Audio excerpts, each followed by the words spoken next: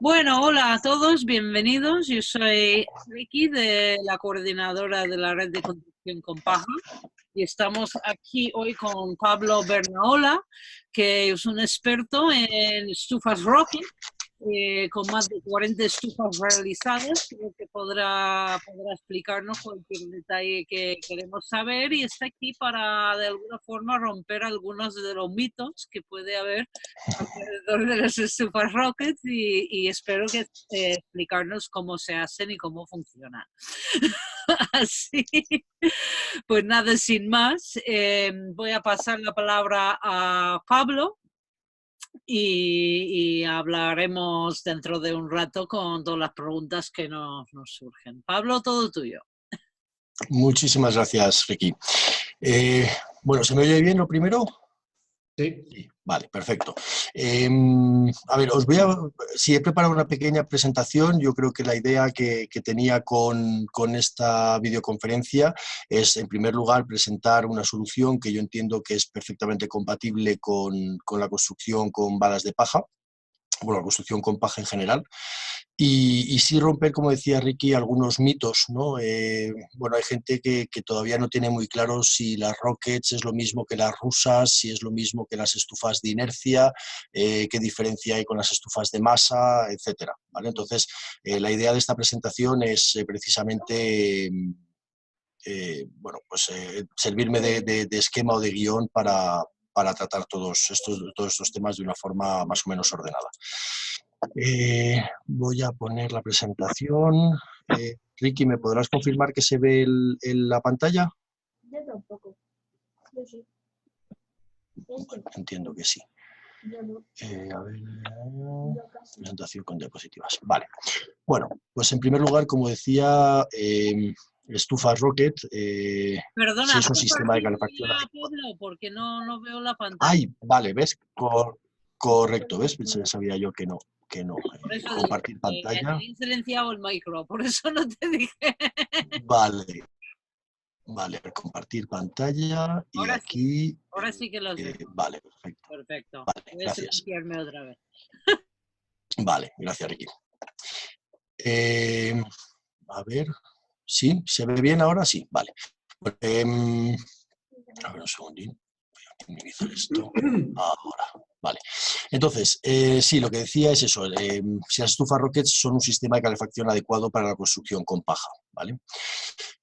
Lo primero que voy a hacer es una pequeña definición de lo que es una estufa Rocket, ¿vale? Y entonces diría que una estufa Rocket, en primer lugar, una de las cosas que le caracteriza es que quema madera de una forma muy eficiente y limpia, con muy poca incorporación de tecnología.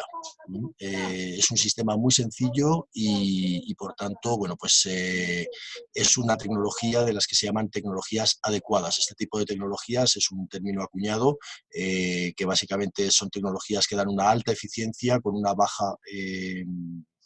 baja tecnología incorporada, ¿vale? Y luego otra de las características es que acumula el calor en su masa y luego lo restituye de una forma progresiva, haciendo que un fuego sea, el efecto de un fuego sea muy duradero en el tiempo, ¿vale? Bueno, vamos a ver también cuáles son los elementos que componen una estufa Rocket. El quemador, ¿vale? Básicamente lo que se llama Rocket es por el diseño del quemador, y existen dos modelos. Un primer modelo, que es el de la izquierda, es el modelo Patchbox. Bueno, voy a empezar por el de la derecha, el de Yanto Evans, el modelo J, que es el modelo más antiguo.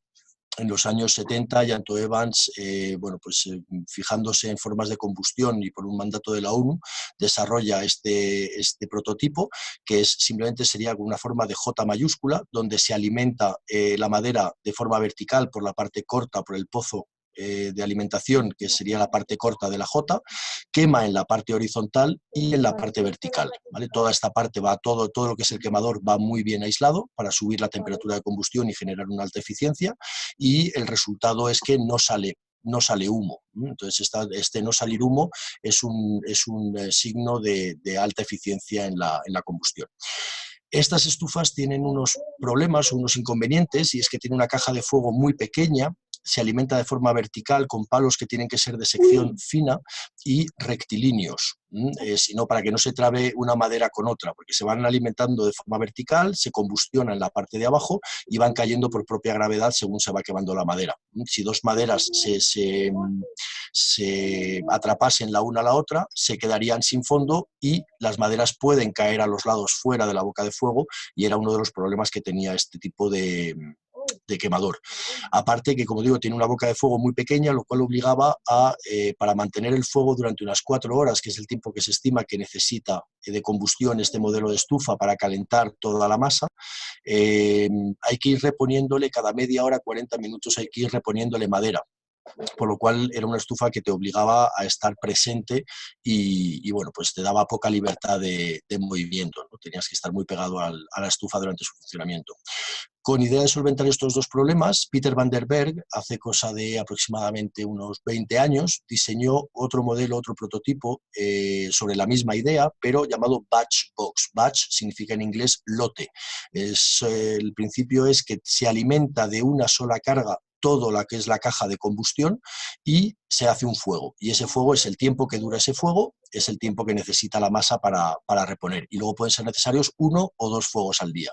Al ser un espacio mucho más grande, pues permite meter madera mucho más irregular, de sección mucho más gorda, y además no tener que estar pendiente de tener que recargar continuamente este modelo este fuego. ¿Vale? Entonces, bueno, se consiguió, y esto de aquí también por primera vez se monitoriza, y aparte del indicador de que no salen humos visibles, además Peter van der Berg todas las muestras, todos los ensayos que hace, los monitoriza a través de un aparato que se llama Testo y logra eficiencias que van pues entre el 85 y el 95% de eficiencia, lo cual es una eficiencia muy, muy alta, similar a una estufa estanca de gas, que es una tecnología muy moderna. Y esto de aquí sin necesidad de ningún tipo de aporte de electricidad, ¿vale? Esto lo que decíamos antes era en cuanto al quemador, ¿vale? Otro de los elementos de la estufa Rocket es lo que es la acumulación, ¿vale? Bueno, la estufa Rocket de cualquier estufa de inercia es la acumulación, es decir, hemos conseguido sacar la energía de la madera de una forma muy eficiente. ¿Qué hacemos con esta energía? ¿Vale? Porque esto es otra de las diferencias que hay entre las estufas de inercia y otros sistemas de estufas, como puedan ser de calefacción, como puedan ser, por ejemplo, las chimeneas. En el que, bueno, pues vale, puedes quemar más o menos eficientemente, pero si estás mandando el calor directamente por el tiro de la chimenea, pues no se le saca ningún rendimiento, ¿no? La otra de las características de las estufas Rocket es la acumulación en la masa del calor generado, ¿vale? Entonces existen dos sistemas, uno más antiguo, que es el de tiro forzado. Se puede ver en la foto de la izquierda, bueno, aparte es un modelo J con bidón, se ve un tubo, ¿vale? Que se aleja a lo largo del banco, y este tubo va recubierto, por este tubo es por el que circulan los gases, y va recubierto completamente por masa, por cob, ¿vale? En este caso. Entonces, el tiro forzado, la definición es que el humo va siempre en su sección mínima necesaria, ¿vale? Es decir, si vamos a ir al final con un tubo de salida de 20 centímetros y el quemador está proporcionado, está dimensionado para un tubo de 20 centímetros, el humo va a circular siempre en esa sección de 20 centímetros. Esto tiene unos problemas. El primero y principal es que, lógicamente, se van depositando con el tiempo se van depositando cenizas, y según esas cenizas van rellenando ese tubo, pues el humo deja de tener su sección mínima necesaria, va teniendo cada vez menos espacio, y al final puede generar un problema de tiraje y un problema de rebocos de la estufa, ¿vale? Por lo cual esto obliga a tener que limpiar los circuitos más a menudo, ¿vale? Por eso, por mantener siempre esa sección mínima necesaria limpia y completa, ¿vale? Herencia de las estufas rusas, viene otro sistema de acumulación, que es el que se llama libre circulación de gases o campanas, y esto al principio es, básicamente sería como soltar el humo en un espacio muy amplio, ¿vale? Como se puede ver en la foto de la derecha, es un espacio mucho más grande, no tiene nada que ver con un tubo de 20 centímetros, y dejar que los gases se estratifiquen por su propia naturaleza, es decir, los gases calientes van a ir más arriba y los gases fríos van a ir más abajo, ¿vale? Bueno, es un sistema que, aparte de permitir una limpieza mucho más ocasional, porque en este caso pues, nos daría igual que se acumulasen 3, 4, 5, 10 centímetros de ceniza, es una exageración, pero no importaría porque el humo seguiría teniendo espacio más que suficiente para seguir circulando. Pero otra de las ventajas principales del sistema de libre circulación de gases o de campanas frente al sistema de tiro forzado es que permite mucha más variación. Un segundo, por favor. Chicos, por favor, silencio. ¿Vale? Disculpad. Permite, sí, como decía, esas campanas o esas campanas pueden tener cualquier forma y tamaño. Es decir, a la hora de hacer diseños o a la hora de jugar con los diseños de la estufa, permite mucha más creatividad que tener que entubar todo lo que sería la superficie. Es decir, hacer un diseño e intentar recubrir toda la superficie con un tubo es siempre mucho más complicado que generar una gran, por así decirlo, sería como una gran piscina dada la vuelta y soltar el humo en interior. Entonces el humo va a rellenar esa piscina, esa campana dada la vuelta, y lo único que hay que prever es que la salida del humo esté en la parte de abajo, es decir, que solamente los gases más fríos sean los que salen de esa campana. Y esa piscina puede tener, o esa campana puede tener cualquier forma y tamaño, por lo cual da mucho más juego a la hora de crear diseños, ¿vale? Son los dos sistemas de acumulación que existen. Diferencias con otras estufas de inercia. Bueno, pues básicamente decir que todas las estufas de inercia son una combinación de quemador y sistema de acumulación, ¿vale? Los distintos modelos de estufas de inercia tienen casi todas modelos de quemadores distintos, con sus propias proporciones, con sus propios diseños, sus propias reglas, ¿vale? Y como curiosidad, en mi experiencia, realmente la acumulación, o por lo menos en las Rockets, y entiendo que en otros sistemas es igual, es intercambiable. Es decir, un sistema que tradicionalmente se haya hecho con tiro forzado funciona perfectamente con campanas, y un sistema que se diseña con campanas perfectamente se puede hacer también funcionar con tiro forzado, ¿vale? Otras estufas de inercia, por ejemplo, pues las Kachelofen. Las Kachelofen alemanas, Kachel significa azulejo, ¿vale? Pero tienen su chimenea, su quemador. Veis el prototipo, el diseño un poco en la parte de abajo, tiene un quemador, ese quemador mete el humo, y este sería un ejemplo, por ejemplo, de tiro forzado, ¿vale? Es decir, todo el volumen que está de acumulación tiene todo un recorrido laberíntico para mantener la sección mínima necesaria a lo largo de todo el circuito. Esto se podría haber solucionado con un sistema de campana, llevando el tubo de salida, el codo que tiene de salida, llevándolo hasta la parte de abajo de este volumen, del volumen principal. Es que no sé si se me ve el ratón, pero bueno, del volumen principal, y sacar el humo solamente por la parte más baja y dejar todos un único volumen diáfano, ¿vale? Sería perfectamente, funcionaría perfectamente. Y lo que caracteriza a las Kachelofen, como digo, es que Kachel significa azulejo, y es el tipo de acabado en azulejos, que algunos son muy laboriosos y la verdad es que francamente bonitos. Estufas rusas. Estas quizás son las más conocidas o las que más se asocian a las estufas de inercia.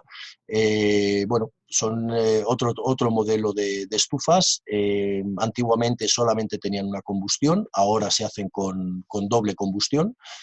Alcanzan eficiencias muy buenas, del 85, 90, 92% de eficiencia, y suelen ser bueno, elementos muy macizos, muy grandes.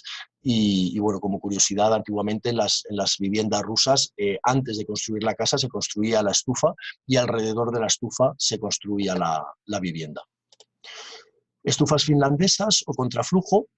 Una vez más, bueno, aquí lo que define el sistema vamos, lo que les da nombre, tienen un quemador, una segunda cámara de combustión, y lo que las define es que el humo sube inicialmente para bajar otra vez y volver a subir. Es decir, la acumulación se hace de arriba a abajo y de abajo a arriba, se hace en vertical, ¿vale? En estas bajadas y en estas subidas los humos ceden mucha más temperatura, y bueno, pues es un sistema de acumulación, y las estufas finlandesas en concreto se definen sobre todo por su sistema de circulación de los gases.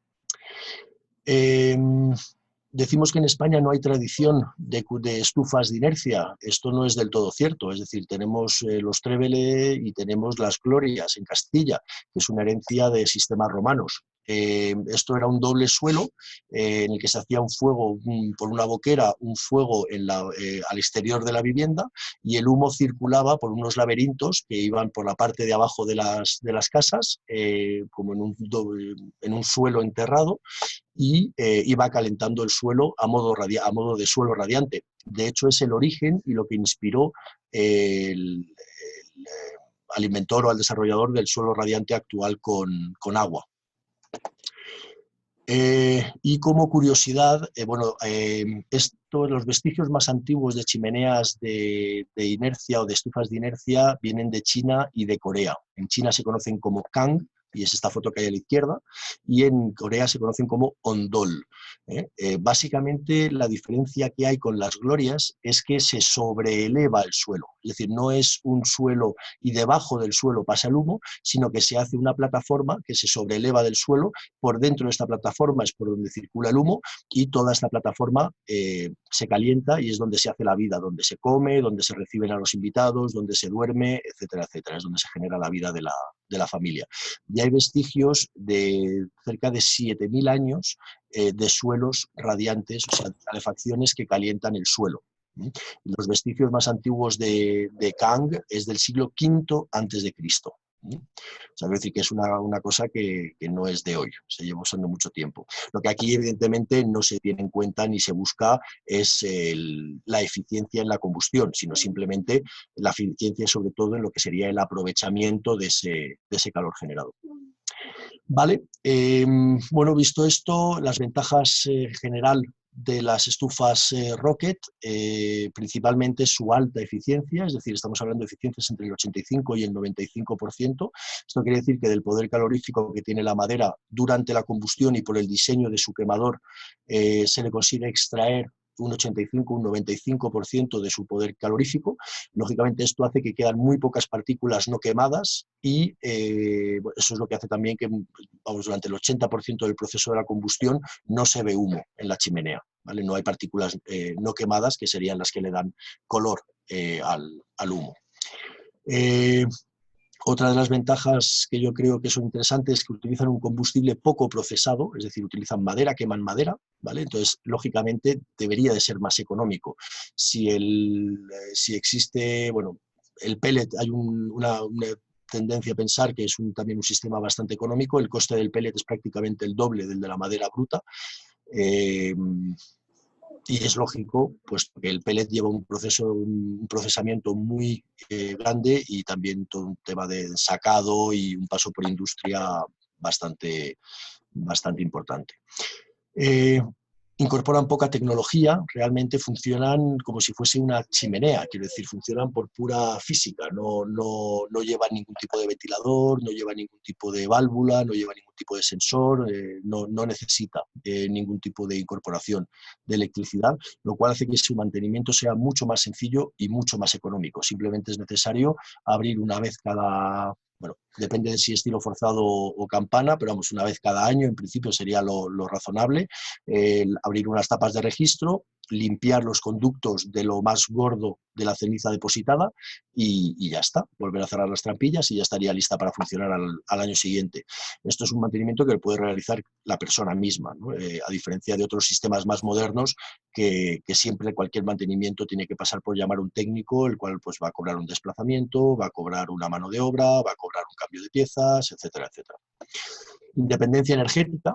Como decía antes, no necesita electricidad. Esto puede ser muy interesante, sobre todo, bueno, pues, en primer lugar, para ahorrar el mantenimiento, como ya he dicho, pero también para en sitios de difícil acceso o donde pueda haber problemas o riesgos de corte de suministro. Es decir, si yo tengo un sistema, me da igual, gasoil, gas, pellet, un sistema moderno que incorpore electricidad, en cuanto me falla o la electricidad o el combustible o el combustible con el que funciona la estufa, me he quedado sin calefacción. En este caso solamente se depende de una fuente de energía, que es la madera. No necesitamos que haya una segunda fuente de energía para que funcione el sistema.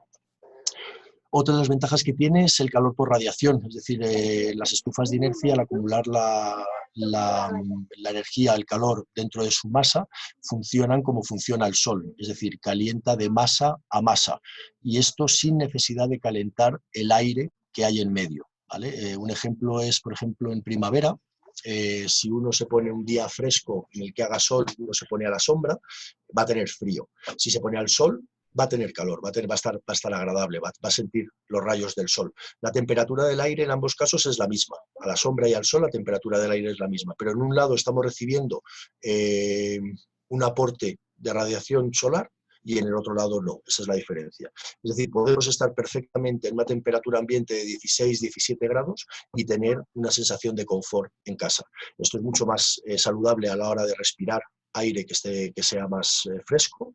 En casas, por ejemplo, que puedan estar mal aisladas, casas viejas o casas antiguas de pueblo, que puedan tener fugas de aire, no es un problema porque no estamos calentando el aire, que es el que se nos va, sino el aire puede reciclarse y mantenerse una temperatura fresca de aire, porque lo que nos está dando la sensación de calor es la radiación de la estufa, ¿vale? Y también porque al funcionar por radiación funcionan con unas temperaturas más bajas que los radiadores, por lo cual evita la convección, que sería el aire caliente, evitando corrientes y circulación de polvo, y al mismo tiempo también el calor por radiación genera un gradiente, es decir, a mayor distancia del foco de calor tenemos una percepción de distintos grados de temperatura. Y esta diversidad térmica hace que luego cuando vayamos a salir al exterior, por ejemplo, nuestro cuerpo esté más acostumbrado a regular de forma natural su temperatura corporal, ¿vale?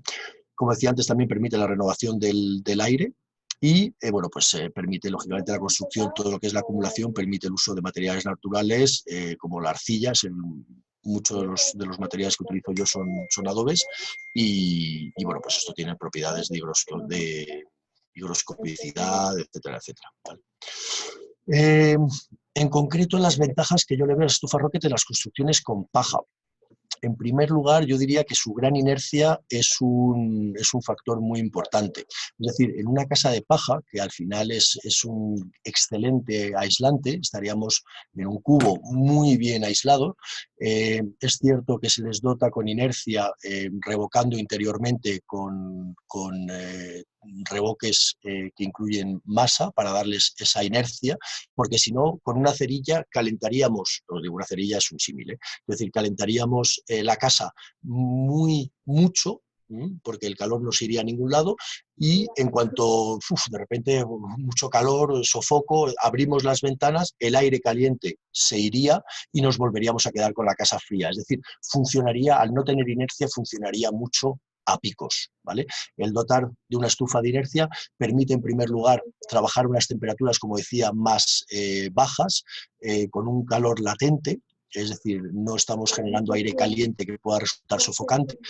Y bueno, funciona también, como digo, como se ve aquí, de anticíclico. Es decir, que incluso también en verano el tener ese elemento de gran masa, pues también puede ayudar que una casa se mantenga fresca en verano, ¿vale? Yo creo que básicamente el complemento perfecto a la construcción con paja es dotar de una inercia el interior de la casa que nos permita evitar esos grandes picos, ¿no?, de temperatura.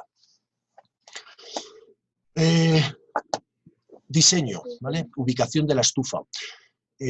Una de las características del calor por radiación, que es, como comentaba antes, el principal calor que tienen las estufas de masa o las estufas de inercia, y en el caso de las Rockets exactamente igual, es que el calor disminuye al cuadrado de la distancia. ¿Qué significa esto? Que si a 1 metro yo estoy recibiendo 1 de calor, a 2 metros estoy recibiendo 1/4, a 3 metros estoy recibiendo 1/9, a 4 metros estoy recibiendo 1/16.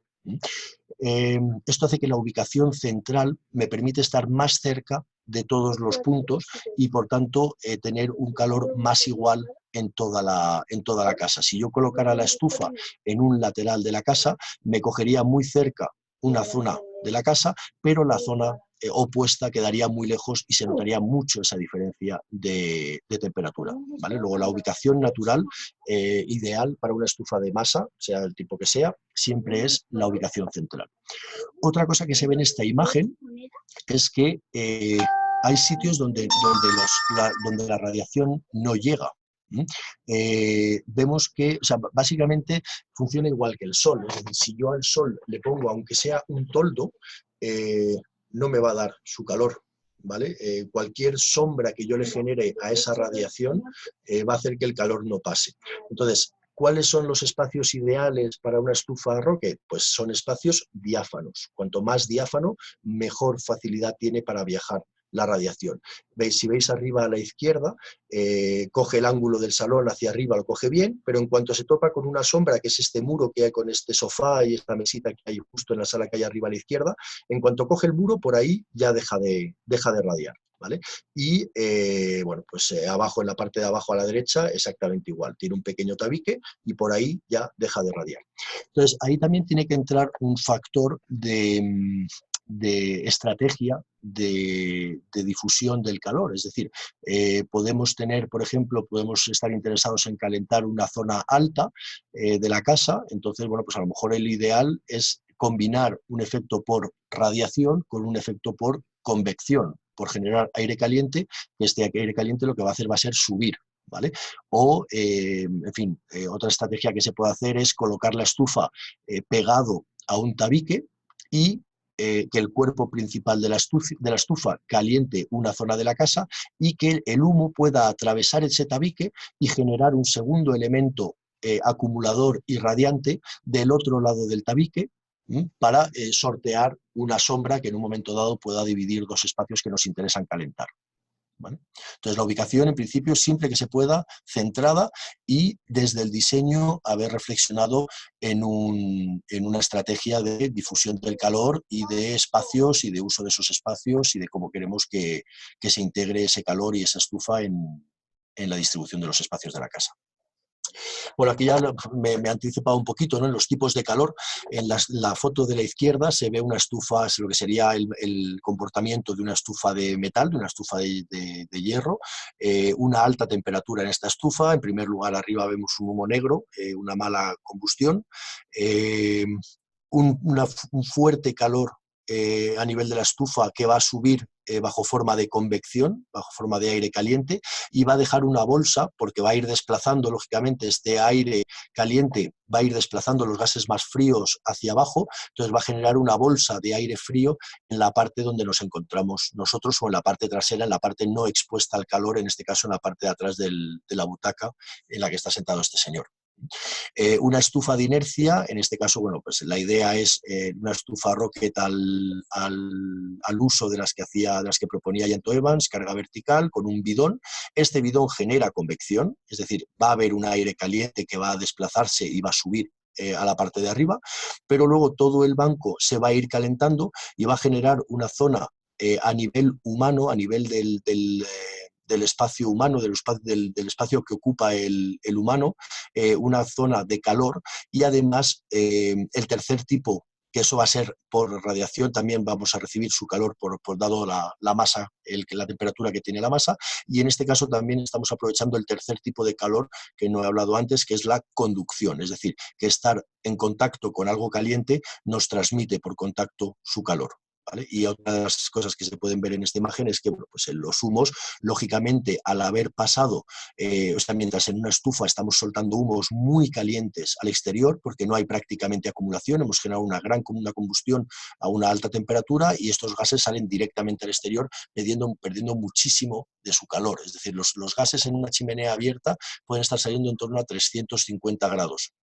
Mientras que en una estufa en la que el humo ha pasado por una zona de masa, esta temperatura puede estar rondando los 100, 110 grados, 120 grados, y esa diferencia de temperaturas de los gases es la que nos ha permitido, la vamos a guardar dentro del hogar, y nos ha permitido calentar toda esa masa. Y esa masa se va a mantener caliente durante, pues depende de la inercia que le hayamos dado a la estufa, pues durante 12 o 24 horas. Dimensionamiento de la estufa. Bueno, aquí hay también, yo creo que esto es uno de las ideas, ¿no?, que puede haber del ámbito de la construcción con paja. Es decir, bueno, las casas de paja no necesitan calefacción, tenemos muy buen aislante, y es cierto, es un excelente aislante. Entonces, vamos a necesitar muy poquita energía. ¿Cuál es la demanda o el dimensionamiento que le tenemos que pedir a una estufa?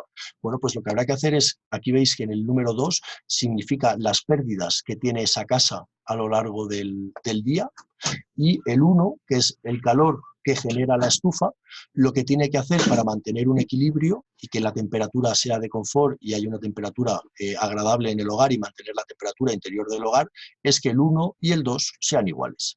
Es decir, si tenemos una casa muy eficiente, que tenemos muy poquitas pérdidas energéticas, pues realmente lo que estamos diciendo es que con una estufa muy pequeñita que nos reponga esa energía es suficiente. Y es el caso de las casas de balas de paja, que es decir, como tenemos un excelente aislante, tenemos unas pérdidas muy pequeñas, pues lo que va a ocurrir es que vamos a necesitar estufas muy pequeñas. Bueno, aquí hay una idea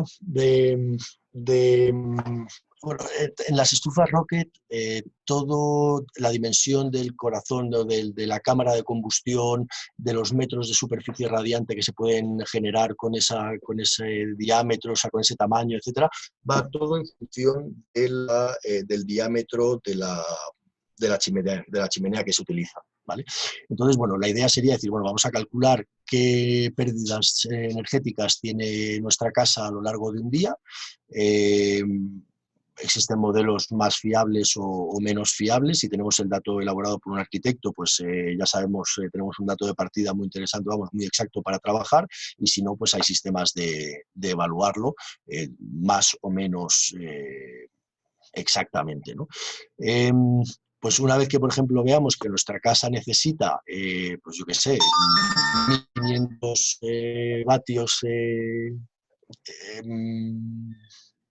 a ver, potencia media, 1500 vatios, o que vamos a necesitar 1500 vatios hora de energía, pues vamos a ver que con 2 fuegos por día, con una estufa de 140 milímetros de diámetro de tubo, vamos a tener repuesto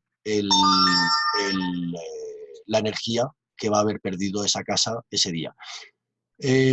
Para que os hagáis una idea, bueno, pues esto se generaría con 4,9 kilos de fuego, o sea, de madera, se generaría esta potencia. Haciendo un fuego al día con 4,9 kilos se conseguirían 800 vatios.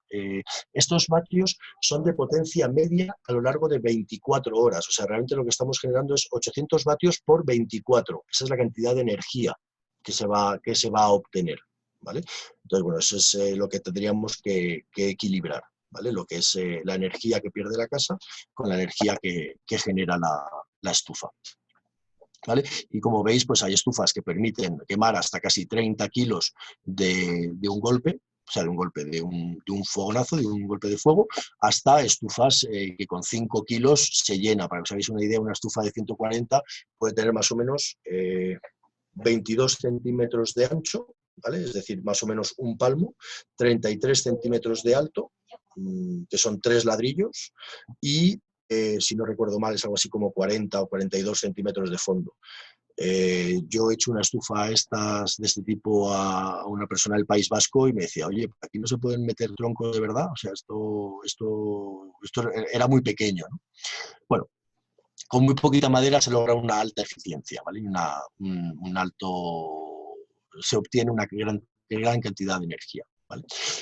Bueno, un poco hablar también de las estufas de inercia en el marco de la obra, es decir, ¿cuándo tiene sentido empezar a hablar de una estufa de inercia cuando tenemos un proyecto? Lógicamente, cuando tenemos una casa ya construida y queremos,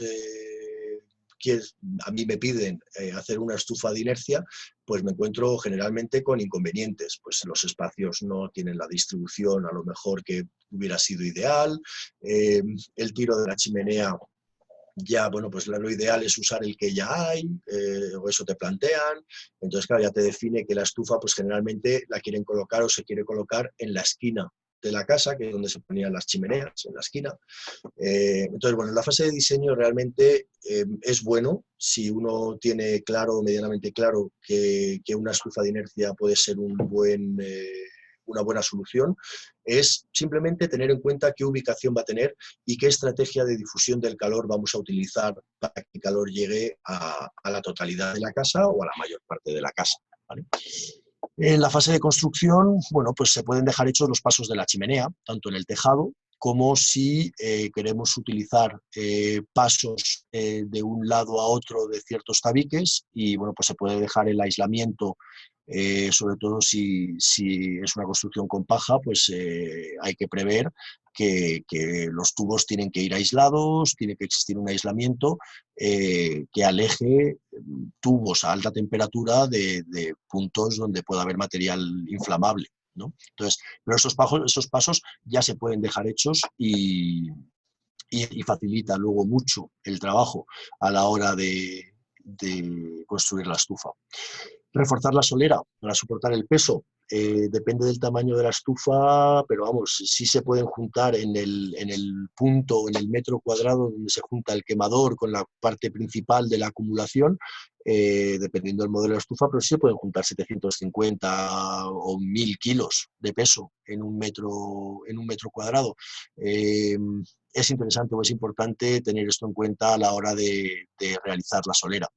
Y luego, pues también puede haber, si tenemos dentro de lo que es la estrategia de difusión del calor, tenemos previsto que algunas zonas de la casa se puedan calentar por convección, por aire caliente, pues podemos dejar también a la hora de hacer las divisiones interiores, podemos dejar los pasos de aire entre habitaciones, los podemos dejar hechos. Y luego, construcción de la estufa. En mi opinión, el mejor momento es antes de poner el suelo, es decir, tener la solera lista, pero no acabada, sobre todo, por ejemplo, si vamos a poner, pues no sé, madera o porcelánico. Bueno, porcelánico no sería tan complicado, ¿no? Se limpia muy bien y tal, pero si queremos poner tierra cocida o queremos hacer un suelo de barro o un suelo de cal, claro, en la construcción de estas estufas generalmente se utiliza adobe, se utiliza cob, bueno, el adobe, arcilla y arena y paja. Esto se puede tener mucho cuidado a la hora de construir, pero bueno, no deja de ser un material que puede ensuciar y sobre todo con elementos porosos puede ser sucio. Entonces, bueno, se puede proteger muy bien y es perfectamente factible, pero simplifica si el suelo no está puesto. Y en caso de construir una estufa, la he llamado monobloque, pero quiero decir, a la idea de cómo hacían las estufas los rusos, es decir, primero construir la estufa y luego construir la tabiquería bordeando esta estufa, de tal forma que vas dejando una sección de un bloque compacto, vas dejando una sección en cada habitación. Puedes dejar la mitad del fuego en la zona del salón y un tabique en forma de T con un cuarto de cada estufa en 2 habitaciones posibles, ¿no? Bueno, pues en caso de querer o tener previsto hacer la estufa con este sistema, también sería interesante poder hacerla, lógicamente, antes de tener las separaciones interiores hechas, para no tener luego que andar rompiendo y poniendo puntales, y bueno, pues más fácil construir primero la estufa, y luego las separaciones. Vale, construcción en el marco de la obra. Bueno, he hablado de construcción y secado. Una estufa se suele tardar, dependiendo del tamaño también, más o menos entre 1 semana y 10 días en construirse. Puede haber estufas más pequeñas que se tarden 5 días. Menos de 5 días es raro, ¿vale? Pero vamos, más o menos el tiempo de construcción de una estufa es entre 1 semana y 10 días. Luego, después de esta construcción, conviene respetar unos tiempos, sobre todo para los morteros refractarios de la caja de fuego, aunque siempre se hace un pequeño fuego para testar que todo va bien, que todo funciona bien y sobre todo para tranquilizar al cliente y que vea su fuego y que todo funciona, etc. Pero luego, a partir de ese pequeño fuego inicial, es recomendable dejar por lo menos 10 días para que esos morteros refractarios con los que se ha montado la caja de fuego puedan fraguar bien y con su tiempo y con su humedad, ¿vale? Y luego, a partir de ahí, se busca el secado completo de la estufa con todos los aportes que se hayan puesto de cob para dotarle de más inercia, etcétera, y eso depende un poco del clima. No es lo mismo hacer una estufa en octubre, noviembre en Asturias que hacer una estufa en Jaén en el mes de julio, ¿vale? Pero vamos, sería prudente contar por lo menos con un mes, tanto para un secado natural en una zona seca y en verano, como para una zona húmeda, poder darle fuego y fría, poder darle fuegos y forzar ese secado. Y luego los revocos depende del material elegido, pero vamos, yo suelo utilizar mucho la arcilla, apoyado por pequeños fuegos para, lógicamente, no forzar tampoco un secado excesivamente rápido, pero en 2 días estamos hablando de capas ya en lo que son los revocos de 1 centímetro de regularización y milímetros de revoco fino. 2 días debería estar seco, salvo que estemos hablando de climas muy húmedos, ¿no? Pero vamos, en cualquier caso, apoyándolo con pequeños fuegos, en 2 días debería estar seco. Es decir, que básicamente lo que nos va a condicionar cuándo se debe de hacer la estufa, sobre todo es el tiempo de construcción de la estufa, pero sobre todo el tiempo de secado tanto de los morteros como de el secado completo de la estufa, todo el agua que se ha incorporado para su construcción, tanto en el cob como, bueno, pues si se macizan ladrillos con cal y con arena, pues también son elementos que van con bastante carga de agua, y todo este agua es como el efecto, suelo decir, es el efecto del botijo, es decir, que el agua, cuando tú le das calor, para evaporarse no solo necesita la energía para subir 1 grado de temperatura, sino que necesita, o sea, para cambiar de estado, ahorró muchísima energía. Es el principio del botijo. El botijo se pone al viento y las paredes permeables son permeables a la humedad. Con el viento se va evaporando ese agua y al evaporarse enfría el interior. Vale, pues esto ocurre lo mismo. Es decir, todo este agua que tiene la estufa al secarse va a generar frío en el interior de la estufa. Luego existe un tiempo que debería ser respetado entre construir la estufa y querer que y necesitar que esta estufa nos dé calor, ¿vale? Yo pongo y suelo considerar que 2 meses es un tiempo prudencial y bueno, a veces lo ideal es que pase, o sea, yo cuando termino de hacer una estufa, a lo mejor en el mes de noviembre, yo ya voy avisando a los dueños de la casa o de la estufa que no tiene nada que ver el comportamiento de la estufa, que el comportamiento que va a tener esa estufa ese año con el comportamiento que va a tener al año siguiente, después de haber pasado un periodo estival de secado y ya poder garantizar que la estufa está totalmente seca. ¿Vale? Una pequeña mención a la autoconstrucción. Es un sistema que es perfectamente autoconstruible, es muy sencillo, tiene 4 normas, bueno, alguna más, pero vamos, quiero decir que dificultad técnica, no es complejo, no es muy sofisticado, no hay piezas complicadas, es entender el esquema y replicarlo y, bueno, y luego, lógicamente, la experiencia pues se nota, ¿no? A la hora de, sobre todo, de buscar soluciones constructivas y de intuir, ¿no? Cómo va a funcionar el calor, cómo va a funcionar el humo, etcétera. Pero se puede perfectamente autoconstruir. De hecho, es una tecnología open source, o sea, es decir, todo lo que se hace, todo lo que se investiga, o casi todo lo que se investiga en el mundo de las estufas Rocket, está disponible en Internet, en foros. Ahí quizás lo que es un poco más difícil es separar el trigo de la paja, es decir, saber cuándo lo que te están diciendo es válido y cuándo no.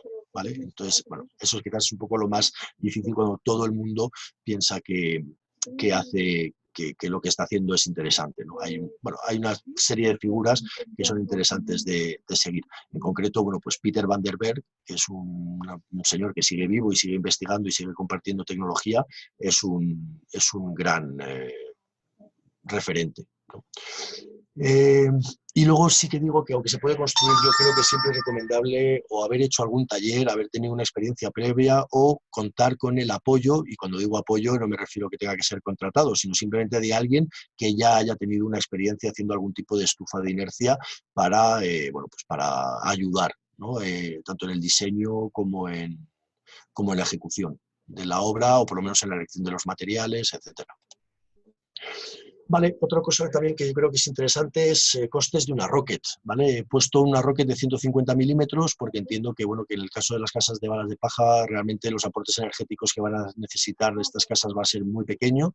En materiales aproximadamente pueden suponer unos 1.800 euros, ¿vale? Esto es un coste para una estufa con bidón. Si no se usa bidón puede encarecer porque todo lo que es la altura para cubrir esa chimenea interna, si os acordáis de los quemadores que tenían forma de J o forma de caja, con una especie de chimenea interna que sale hacia arriba, que le llaman riser. Ese riser tiene una cierta altura y esa altura hay que por ahí va a salir los gases resultantes de la combustión y va a haber que confinarlos. Entonces va a haber que ir hasta por encima de ese riser para confinar los gases y volver a conducirlos a la altura del banco o a la altura de la acumulación que le queramos hacer, ¿vale? Eso se puede hacer muy fácilmente con un bidón, se sube prácticamente 1 metro de altura simplemente poniendo un bidón encima, pero si lo tenemos que construir en masa o en ladrillo, pues puede encarecer un poco, ¿vale? En el caso de las casas de paja en concreto, yo creo que el bidón no es una buena solución, ¿vale? No es una buena solución porque generaría el efecto convección, que va a generar aire muy caliente y al final vamos a necesitar una serie de horas de combustión para poder calentar la masa. Si durante esas horas de combustión tenemos un elemento como el bidón dando calor, el bidón, para que os hagáis una idea, se puede poner en torno a 400 grados. Tenemos un elemento a 400 grados soltando calor y convección salvajemente, pues en una casa de balas de paja vamos a tener que abrir las ventanas sí o sí, ¿vale? Entonces, yo creo que esto otro de los mitos también, muchas veces a la gente asocia las estufas Rocket con esa presencia del bidón y evidentemente ese bidón en la construcción, en el ámbito de la construcción con paja, no es en absoluto recomendable. Se puede sustituir, por ejemplo, por una chapa de cocina, un tipo cocina económica, donde haya una parte de superficie de cocción, que también va a generar bastante convección, pero bueno, puede ser más controlada, ¿vale? O si no, yo directamente la verdad es que no utilizaría elementos metálicos, sino que utilizaría simplemente, al contrario, una gran masa que dote de más inercia esa estufa y haga unos cambios de temperatura muy suaves, muy ondulados y muy suaves, ¿vale? Usar materiales locales para la masa puede abaratarlo bastante. Es decir, si tenemos barro, arena y paja y el dueño de la estufa o en autoconstrucción decides hacer los adobes con los que construir la estufa, pues lógicamente puede abaratarlo bastante. No tanto diría que casi que por el coste de los materiales como por el coste que puede suponer transportarlos. Es decir, si podemos utilizar un material local de inercia, si tenemos piedra y barro, pues podemos hacer el banco con piedra y barro perfectamente. Si tenemos una ladrillera cerca que haga ladrillos macizos, será a lo mejor una buena solución contar con ese material. Si tenemos adobes de recuperación cerca, pues también puede ser y es una forma, lógicamente, de abaratar mucho el coste de la estufa, no tanto porque a lo mejor, como digo, como esos materiales sean caros, sino porque puede abaratar mucho el transporte, ¿vale? Y luego los tubos también pueden hacer variar bastante el presupuesto. Es decir, si tengo que solventar, por ejemplo, hay gente que quiere sacar los tubos por el exterior de la casa. Los tubos aislados, un tubo de 15 centímetros en doble capa aislado, pues puede estar en torno a los 100 euros el metro lineal. Claro, tener que hacer que con 1 metro, con 2 metros de tubo aislado pasando por el techo y solamente aislando desde que pasas los elementos combustibles, ¿no? Posible madera en el tejado, etcétera, aislamiento, etcétera, a lo mejor con 1 o 2 tramos no es lo mismo que tener que subir 5 metros, por ejemplo, con tubo aislado, ¿no? A nivel de coste por metro lineal de tubo, pues se ve fácilmente que puede hacer variar mucho el presupuesto. Mano de obra, como digo, aproximadamente 5 o 6 días, 2 personas hacen una estufa de 150. Depende de los materiales elegidos. Dices, bueno, pero la mano de obra y los materiales elegidos, pues sí, no es lo mismo poner un ladrillo que tenga 4 centímetros de espesor e ir poniéndolos en plano, ladrillo a ladrillo, que ir poniendo adobes que midan 33 por 15 por 10, poniendo un adobe hecho 6 ladrillos, ¿no? Pues lógicamente el tiempo de ejecución tampoco es el mismo. Y luego el diseño también puede hacer que haya, bueno, pues más entuertos o más, puede hacer cambiar también, pero tampoco tanto. Pero sobre todo yo creo que los materiales son los que... No es lo mismo utilizar un bidón, que como digo, poniendo un bidón ya está solucionado casi 1 metro de altura de estufa, que tener que levantar una torre de 1 metro que además normalmente va con doble piel, es decir, va una piel interior que aguanta bien el choque térmico, una piel refractaria y luego un elemento exterior que pueda ser adobes o pueda ser otro ladrillo que no tenga no sea tan técnico, pero no es solo subir 1 metro con un material, sino subir 1 metro con 2 materiales, mientras que de otra manera, poniendo un bidón al revés, lo tenemos hecho.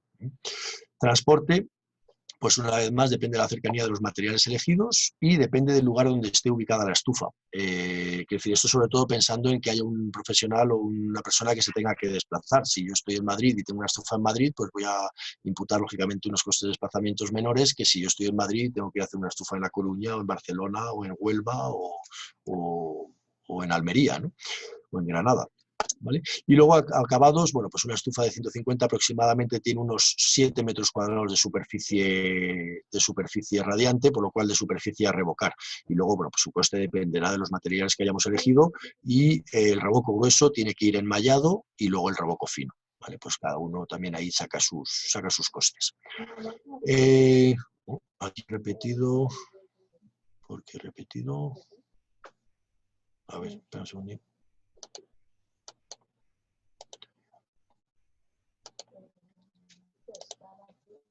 Pues sí, he repetido la diapositiva, simplemente porque vi incluir otros costes.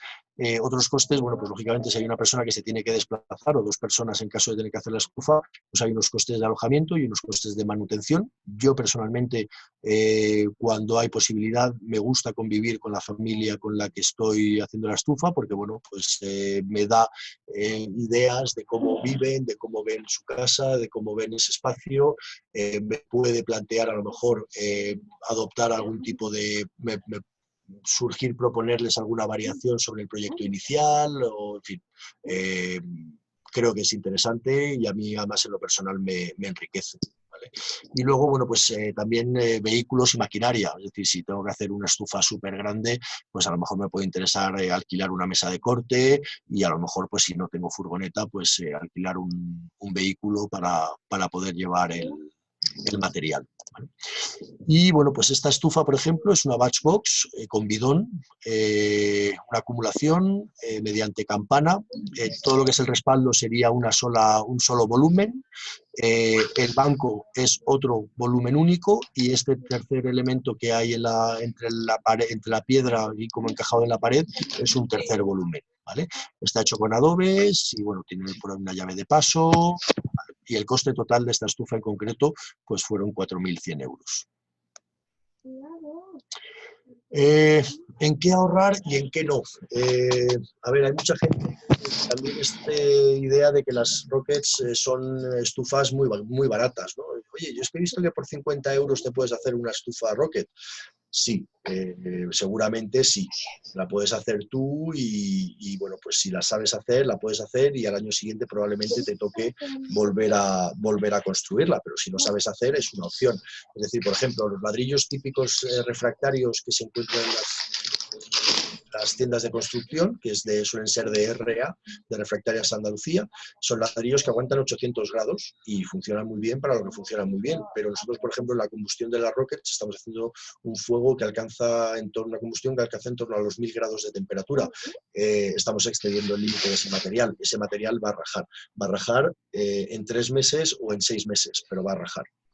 Entonces, bueno, pues si yo tengo asumido que al año siguiente quito el bidón, rehago la J o rehago la batchbox y me sirve otra temporada de invierno más, pues es una solución. Pero bueno, en concreto cuando se hace para clientes o cuando tienes una intención de durabilidad de esa estufa, conviene utilizar los materiales técnicos, tienen que ser adecuados a las prestaciones que se les va a pedir, ¿vale? Entonces, por ejemplo, la caja de fuego se construye con unos ladrillos refractarios que se llaman de chamota, con 40% de alúmina, que es lo que va a definir la temperatura, su refractariedad y la temperatura que van a aguantar, y cuestan lo que cuestan. Y bueno, pues son 100 ladrillos a 2 euros o 2 euros y medio, pues ahí hay 250 euros que yo personalmente no recomiendo en ningún caso escatimar. Luego, si hay problemas de espacio, pues existen unos ladrillos refractarios que además son aislantes. Como os decía, todo el corazón de la estufa luego se aísla normalmente con un material que se llama manta cerámica, que también es un material aislante refractario que aguanta hasta 1200 grados, y existen unos ladrillos que son refractarios y aislantes, y el precio de estos ladrillos pues son 4,5 €. Bueno, pues en algún proyecto puede ser interesante o puede ser necesario ese tipo de ladrillos, ¿vale? ¿En qué se puede abaratar? Pues como he dicho antes, pues recuperando adobes de una casa de adobes que se haya caído, utilizando material local, piedra, barro, estas cosas sí. Por ejemplo, si vamos a enterrar un tubo y lo vamos a forrar con cob, vamos a hacer una acumulación por tiro forzado, oye, pues a lo mejor hay una chatarrería cerca y realmente ese tubo la única función que tiene es hacer de encofrado para el envoltorio de cob. Podemos utilizar a lo mejor algún tubo de recuperación de una chatarrería, no hace falta ir a que eso sea un tubo de acero inoxidable, ¿vale? Pero bueno, hay gente, por ejemplo, que me ha planteado, me ha dicho, no, yo es que he visto que con latas de 5 kilos de tomate y juntando una con otra y encintándolas, y dices, ya, bueno, yo no puedo llegar a un cliente con 80 latas de tomate y decirle que no se preocupe, que yo le voy a encintar eso y que va a quedar perfecto, ¿no? Entonces, un poco dependiendo de cuál es el proyecto, en autoconstrucción, evidentemente, se puede uno arriesgar mucho más que de cara a un cliente, ¿no? De que cuidar y respetar mucho más los materiales. Posibilidad de ahorrar, pues posibilidad de ahorrar mano de obra, pues posibilidad de organizar talleres, es decir, bueno, yo organizo talleres y existe la posibilidad de que una parte importante de la mano de obra, si no por no decir toda, se pueda recuperar con la organización de un taller. Y luego el transporte, pues eso, elegir materiales locales para la acumulación o estar un poco atento a ver qué material puede haber recuperable en el entorno, pues también sirve para ahorrar. Pero como digo, los materiales técnicos, los que garantizan la durabilidad de la obra, y principalmente pienso en los ladrillos y en el aislamiento del cuerpo de la estufa, yo ahí personalmente recomiendo no ahorrar. Y luego, bueno, pues poneros unos ejemplos de estufas, ¿vale? Esta de la izquierda es la primera estufa, la primera batch box que yo hice para un cliente en Huelva, y funciona, bueno, como veis, tiene el quemador y tiene todo, es una campana.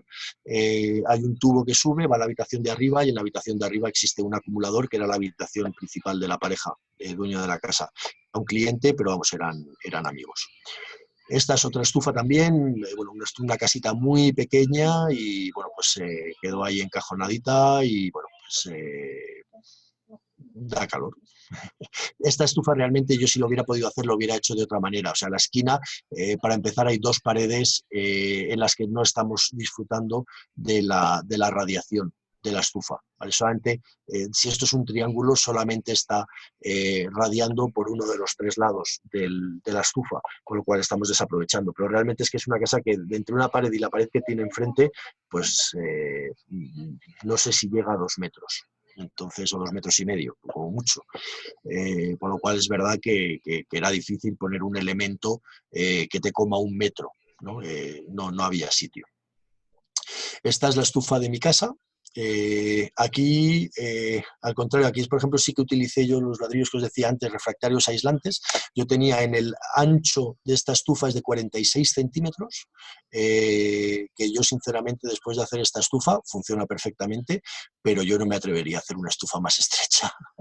Están muy ajustadas las medidas y bueno, funciona perfectamente, pero era casi una prueba de límites. Tiene aquí una leñera, aprovechando lo que es el tamaño de la caja de fuego. Interiormente tiene la chimenea y esta ya desemboca en este cubo, y este cubo, el volumen interno que tiene la estufa, tiene por un lado la chimenea que sube, que sería el riser, y por otro lado una chimenea que sale desde la parte de abajo, de donde estaría la tapa de registro, de ahí para arriba, con un tiro de chimenea, y viene a dar al salón a este banco, donde están mis dos chavales, que es un banco acumulador. La estufa, ahora mismo, la temperatura de salida de los humos puede estar en torno a 140 grados, por lo cual tengo intención de romper la chimenea que tenemos al lado, que está en desuso totalmente. Como podéis ver, está ahí aprovechada para los juegos de los chavales y tal, y alargar el banco y hacer un banco más grande donde podamos caber. Si no todos, si no toda la familia, por lo menos alguno más. Esto es una estufa que hice en Lozoya, también Batchbox, combinada con bidón, quiero decir, puede ser sin bidón, como en este caso, o puede ser con bidón. No, Batchbox no tiene por qué ser con bidón o sin bidón, y J con bidón o sin bidón. El bidón simplemente es un elemento de aprovechamiento del calor. Quiero generar calor rápido, quiero generar convección o no quiero generar convección. Esta, por ejemplo, que aparentemente la de la izquierda, aparentemente no tiene bidón, ¿vale? Sin embargo, sí interesaba generar convección, porque es una casa que se utiliza muy esporádicamente y pues un fin de semana. Entonces, si tenemos que calentar toda la masa de la estufa, no es interesante dotarla de mucha inercia porque tardaríamos mucho tiempo en calentarla. Es decir, si llegamos un viernes por la tarde a la casa, encendemos la estufa, el viernes no se va a calentar, el sábado por la tarde va a estar caliente y resulta que va a estar caliente el domingo y el lunes y el martes, cuando nos hayamos ido y no es operativo, ¿vale? Entonces, esta, por ejemplo, tiene la parte superior de la estufa, está cerrada con una chapa metálica, ¿vale? Por lo cual hay un bidón, hay un efecto bidón, pero sin necesidad de ver un bidón visible. En la mía, en mi casa, exactamente igual. Aparte de generar un calor local a esta habitación que se ve aquí, a la habitación que hay enfrente de la caja de fuego y en el lateral hay un cuarto de baño, está el tiro de la escalera que va a dar a la planta de arriba, al salón, ¿vale? Pues el salón se calienta con lo que es la radiación de este banco, del banco de acumulación, y al mismo tiempo en la parte de arriba de lo que es el cuerpo principal de la estufa hay una chapa metálica que genera convección, y esa convección al subir por el tiro de la escalera también va a dar al salón, ¿vale? Por lo cual allí también hay una estrategia de distribución del calor. Bueno, en esta de aquí realmente se hizo para, pues también porque era una casa de uso no frecuente, y entonces, bueno, pues entendimos que medio bidón podía ser interesante. La de la derecha también, una estufa, esta sí que no lleva chapa, esta es solamente inercia en la planta de abajo y sin embargo sube el tubo y en la planta de arriba existe también un banco acumulador para aprovechar también un poco el calor en el salón que hay en la planta de arriba. En el modelo de la izquierda, un modelo tipo cocina, con caja de fuego, horno, chapa de cocina y luego todo el banco que se ve aquí es acumulador, ¿vale? O sea, el humo va pasando por lo que es el banco, el sentado, lo otro es decorativo y el respaldo, ¿no? Pero todo lo que es el banco sentado también se acumula a lo largo del paso del humo. Y esto de aquí es una especie de nave en un pueblo en Río Lobos, donde se reúnen pues para procesar los tomates en época de huerta, para hacer matanza, en fin, entonces querían este banco en forma de U para generar comunidad y poner las mesas en medio y pues que todo el mundo pudiera trabajar. La verdad es que es un espacio muy agradable. Esta fue mi primera Batchbox en el marco de un taller y bueno, pues como podéis ver por los tiros, es tiro forzado, va todo entubado, ¿vale? También un bidón. Y hay también algunas jotas que, aunque como veis casi todo lo que hago, yo creo que el 90% de lo que hago son batchbox, pero bueno, algunas personas sí que han querido optar o incluir el fuego en las jotas. Y bueno, pues esta fue la primera estufa que yo hice por mi cuenta, es decir, yo hice una primera estufa con un grupo de trabajo en la que aprendí o me transmitieron o adquirí esa primera experiencia, y esa primera experiencia la plasmé en el salón de casa de un amigo y este fue el resultado. Y esta de aquí también es en un domo lo diré, de sacos, joder, se me ha ido el nombre, bueno, de construcción con sacos. Y bueno, pues tiene un quemador en forma de J, un bidón y el recorrido del banco que tiene un circuito de ida, un circuito de vuelta pegado a la pared y salida al exterior ya de los gases. Y eso es todo. Ya he acabado 1 hora. Bueno, pido disculpas, se me ha ido un poquito del tiempo previsto. Bueno, pues nada, muchas gracias, Pablo, es mucha información. No sé si los demás quieren encender sus micros y sus cámaras y disponen de ellos. Y así nos vemos todas las caras. Si quieres dejas de compartir, a no ser que si alguien necesita sacar una imagen, lo compartes otra vez. Sí, a ver cómo... Espera un segundo, porque ahora mismo... sí, deja de compartir. Vale, ya estoy aquí. Y entonces, pues todo el mundo ya que pueden ir encendiendo sus cámaras y es mucho más saber que yo también. hablando de Roma. Mira qué bonito. Aquí os presento a mi hijo Izan, que quería, dice, papá, ¿y podré saludar? Digo, claro que sí, saluda. Hola, Izan. Pues muchas gracias, Pablo. Muchas gracias a vosotros por escucharme y por aguantar. Voy a abrir ahora simplemente que si cualquier persona quiere compartir algo, hacer un comentario, si alguien no tiene micro se puede escribir por el chat y yo les hago la pregunta. Y abiertos, adelante.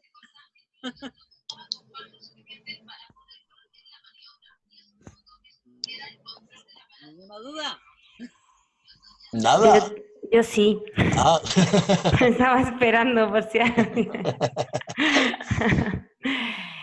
Bueno, que muchas gracias. Ha estado genial. La verdad que muy aclarador todo. Yo personalmente tenía muchísima confusión con todos los tipos de estufas. No... Bueno, tengo que hacer un taller. Bueno, no, básicamente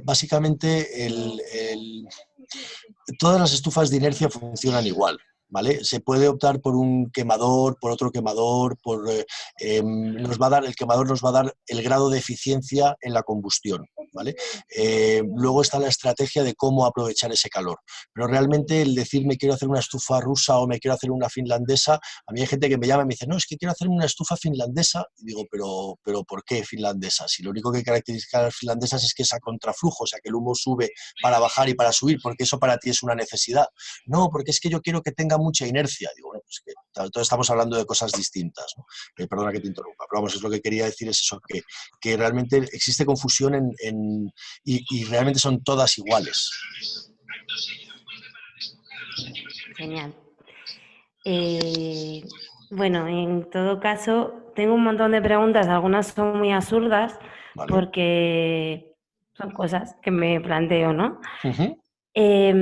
Me imagino que la longitud, por ejemplo, de los tubos donde se colocan los asientos y demás, tendrán un límite en función de la dimensión de la estufa que hagamos, ¿no?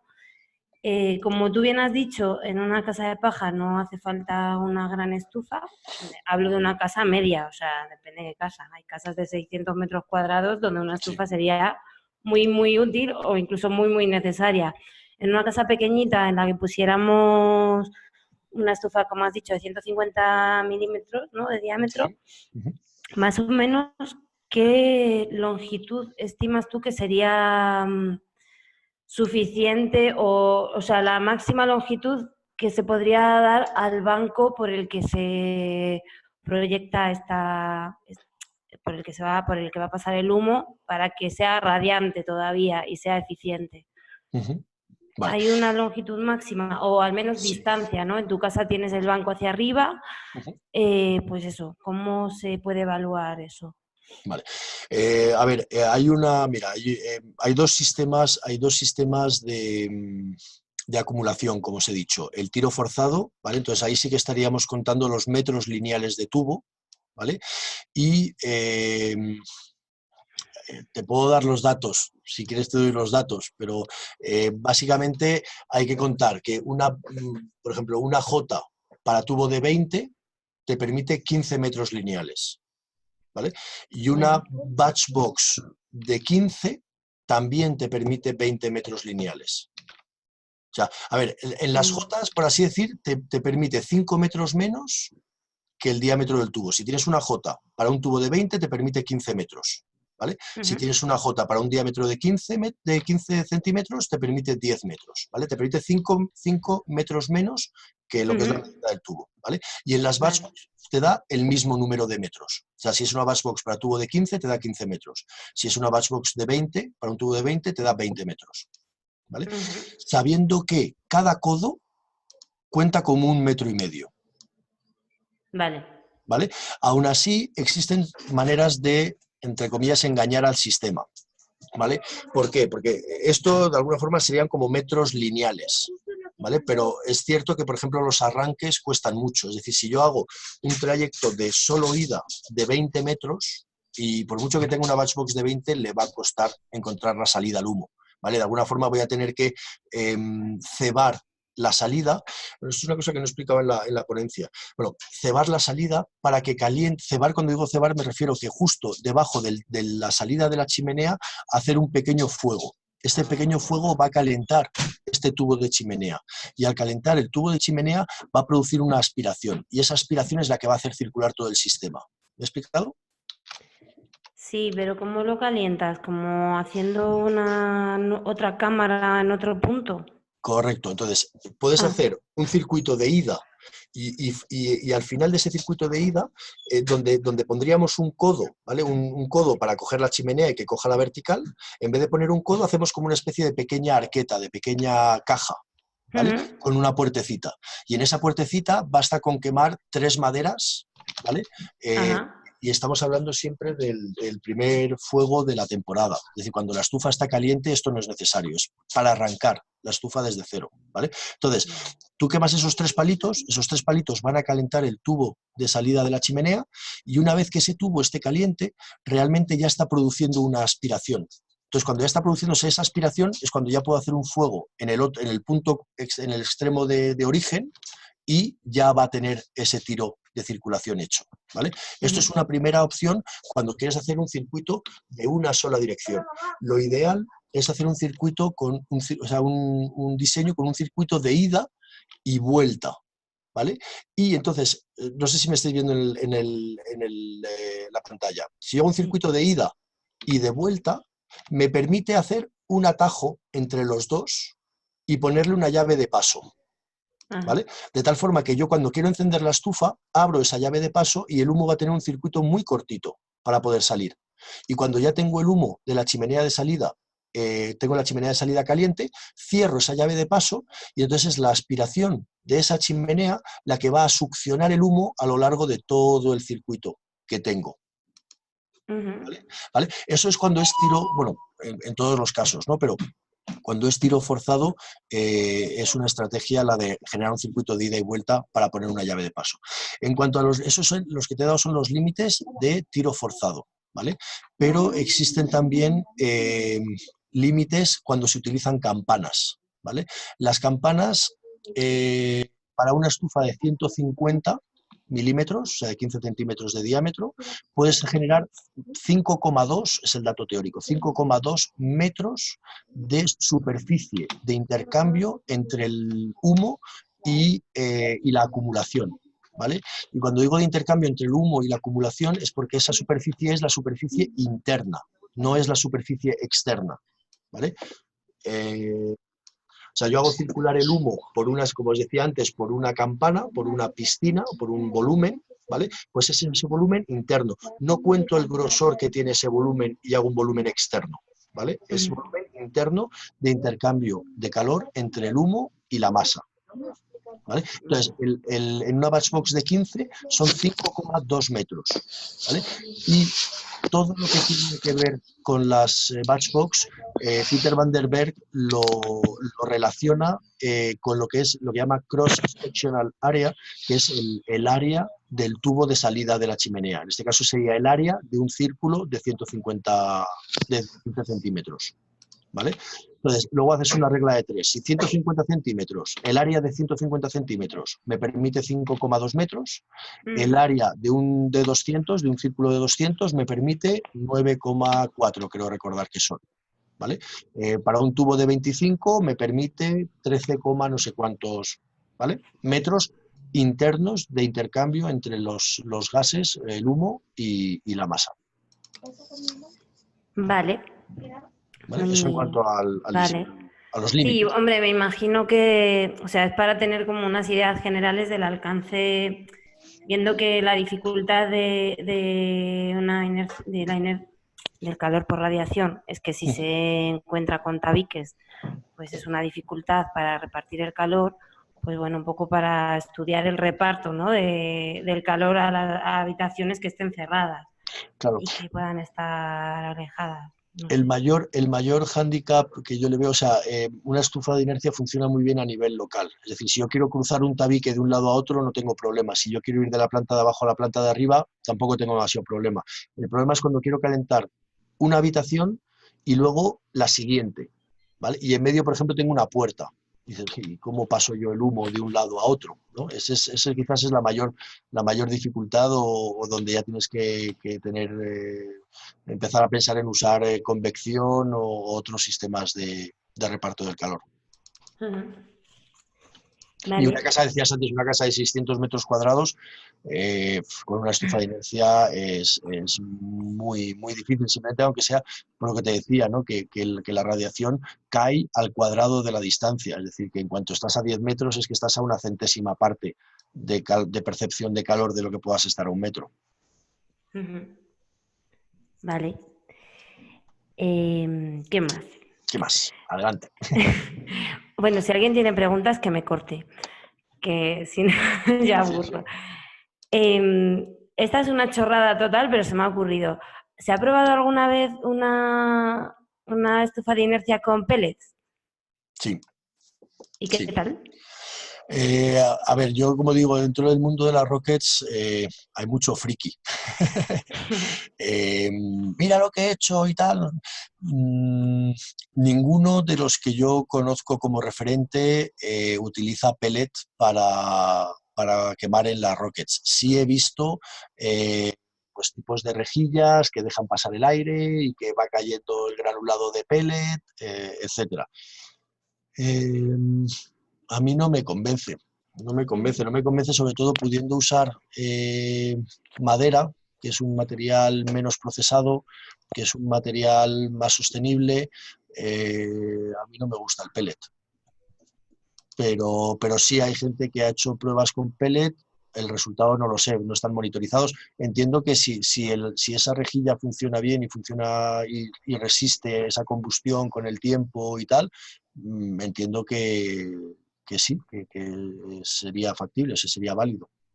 Ujú. En el fondo no deja de ser madera.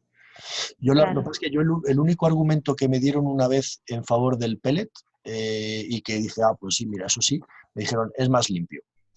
O sea, una persona claro, que va hay embolsado gente y, que... claro, y si metes leña en casa, pues entra con arañitas, y entra con cortezas, y entra con... Entonces, sí, el único argumento, pero realmente es el único, ¿no? O sea, a nivel de poder calorífico, no aporta nada nuevo ni nada Claro. ni mejora. No, bueno, y también pensando que es un subproducto, ¿no?, de la madera y es una forma de aprovecharlo. Yo no soy muy partidaria del pellet porque hay muchos materiales que se utilizan para compactarlo. Bueno, no sé. También estoy de acuerdo contigo en que la madera es menos procesada, más natural y más ecológica. Pero bueno, al final el pellet es un subproducto que, bueno, es un uso que se le puede dar a ese subproducto. Se le Ya, pueden dar muchos otros usos, pero ese es uno yo, y hay gente que, bueno, sí, pues en ciudades, me imagino una batchbox hecha en una ciudad, en un edificio, y a lo mejor hay gente que no tiene un fácil acceso a la madera, sin embargo va a Bricomar y compra pellets, sí, te quiero sí, decir. sí, yo te digo, a ver, yo no digo que las Rockets sea la panacea ni sea la solución universal. Yo Mm, creo que hay soluciones que tienen sentido en un marco. A ver, igual que no tiene sentido, en mi opinión, suministrarse de leña en una gran ciudad. Yo vivo cerca de Madrid, pero, es decir, a mí me han pedido ya 2 o 3 estufas en el centro de Madrid y digo, ¿y cómo te van a traer la leña? ¿Te va a traer un camión y te va a soltar 3.000 kilos de leña en la calle Infantes? O sea, es ya, impensable. Pues igual de impensable es eso como pensar en suministrarse con gas, en mi opinión, en un entorno donde puedas tener un pinar o tienes 300 olivos. Por ejemplo, una que os dije que era una roja que había hecho en Barcelona, el dueño tenía 3 hectáreas de viñedo y me dijo, o sea, en vez de tener que pedir permiso al ayuntamiento para quemar mis restos de poda, resulta que son los que me van a calentar. Y dije, sí. Y dijo, pues adelante. Es decir, entiendo que no es la solución para todo el mundo en todos los casos, ¿vale? Pero sí creo que tiene mucho sentido donde tiene sentido. claro. Sí. Y te digo, y a lo mejor en la ciudad, pues realmente hacer una estufa de leña, pues no. Ya, bueno, O sea, a lo mejor hay que tirar o sea, a lo mejor lo que no es natural es vivir todos tan juntos, ¿no? Pero una vez que estamos viviendo juntos, pues a lo mejor se depende de un suministro eh, claro, hay que canalizado. buscar otras fórmulas. Yo tengo otra Bueno, De por todas formas, saber, ¿no? Por la no leña, ponerle freno, al final, por ver todas las opciones que hay. claro, sí, sí. Y sí, te digo, y hay gente que lo ha probado. Yo no lo he probado y te digo, yo prefiero quedarme con el sentido que le doy a las estufas Rocket, que es un sistema con muy poquita tecnología y muy poco mantenimiento y una alta eficiencia, probablemente reservado a entornos rurales o por lo menos viviendas unifamiliares, Yo es tengo una donde yo le veo más sentido. Sí. otra pregunta tonta. Igual ya lo has dicho, pero todo ese hablar de Félix y de leña, si lo dijiste no me acuerdo. ¿Qué tamaño tiene la cámara de combustión de un rocket pequeño, de las más pequeñas? De una batchbox, Eh, vale, de una batchbox, a ver, la de 15, que por así decir es el modelo más pequeño que yo he hecho, tiene, un segundín, que no me veo, tiene un palmo, o sea, mi mano mide 22 centímetros, ¿vale? Pues esto es el ancho de la caja de fuego. Tiene 3 ladrillos de 11 centímetros, o sea, 33 centímetros de alto y 42, me faltan un poco las tablas, de fondo. De todas formas, si ponéis en internet BATCH, Batchbox Dimension, te aparece todas las tablas, todos los datos de todas las proporciones de caja de fuego, de todas las medidas de Batchbox. Digo, Pero porque vamos, el son... proceso de encenderlo tiene que ser todo un arte para que se van combustiendo, porque yo con mi estufa que es grande, pues me hago como una pirámide con el papel abajo, luego el cartón, luego la encima, y el sistema de encenderlo tiene que ser un poco diferente, ¿no? a ver, en las Batchbox... lo que se hace normalmente es hacer un pequeño fuego y claro, ese pequeño fuego pues son entre comillas 3 astillas, 3 trocitos de madera de pino que prenda. Y una vez que ha prendido, ir metiéndole maderas un poquito más grandes y una vez que ya tienes el fuego medio arrancado, entonces es cuando boom, cargas de el lote, ¿vale? De todas formas, lo que es muy importante, y es tanto en las batchbox como en cualquier combustión, pero vamos, en las estufas de inercia también, es que la madera esté muy, muy seca. O sea, usar madera muy seca. Y cuando tienes madera muy seca, generalmente con el fuego yo suelo hacer 2 fuegos al día, un fuego por la noche y un fuego por la mañana, utilizando las ascuas que quedan del fuego de la noche, simplemente poniendo la madera encima, a la media hora el fuego ha arrancado solo. Y cuando hago el fuego de la noche, pues eso, remuevo, quito las cenizas dejando 2 o 3 ascuas gordas del fuego de la mañana y poniendo 3 maderas, el fuego arranca prácticamente solo. Vale. O sea, yo utilizo mucho los fuegos que he hecho anteriormente. ¿Más preguntas?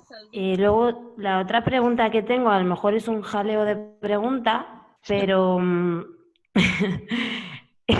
Vicky, vamos a ver. Si tú coges si